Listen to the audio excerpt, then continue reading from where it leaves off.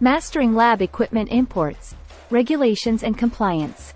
Welcome back to our channel, where we explore all things related to customs brokerage and international trade. In today's video, we are diving deep into the process of importing goods that are subject to laboratory and scientific research equipment product regulations. So if you're curious about how to navigate this specialized area of importing, you've come to the right place. Let's get started. Before we delve into the process, let's first understand what we mean by laboratory and scientific research equipment product regulations. These regulations are put in place by government agencies to ensure the safe and compliant importation of equipment that is used for laboratory testing, research, and experimentation. These regulations may cover a wide range of equipment such as microscopes, spectrometers, centrifuges, and other scientific instruments.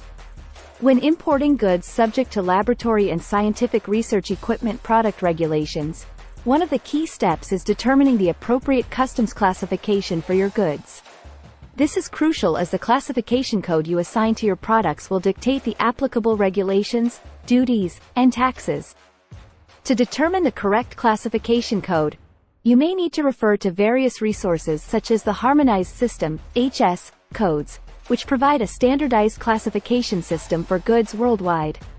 Additionally, you can consult with customs brokers or trade experts who specialize in laboratory and scientific research equipment to ensure accurate classification of your goods.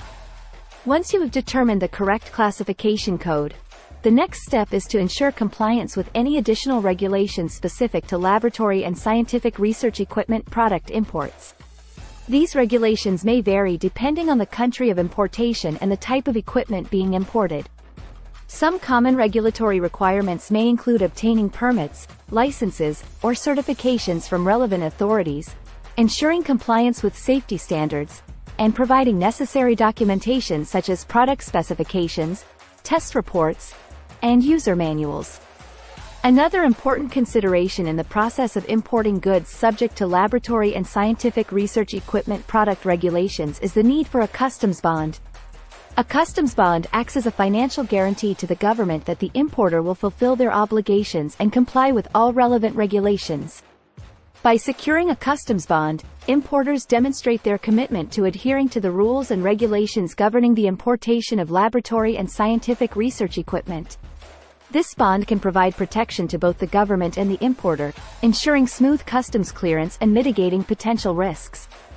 Finally, let's talk about the Importer Security Filing (ISF) requirement, which is an essential part of the import process for goods subject to laboratory and scientific research equipment product regulations.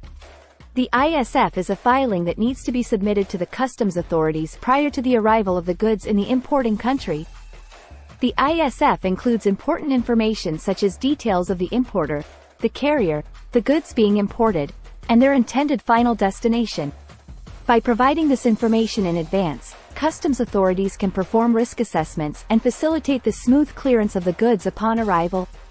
To sum it up, importing goods subject to laboratory and scientific research equipment product regulations requires careful attention to customs classification, compliance with regulations, obtaining necessary permits or certifications, securing a customs bond, and submitting an importer security filing. We hope this deep dive into the import process for laboratory and scientific research equipment products has provided you with valuable insights. If you have any further questions or topics you'd like us to cover, please let us know in the comments below. As always, thank you for watching, and don't forget to subscribe and tune in for our upcoming videos. Happy importing! Disclaimer notes below.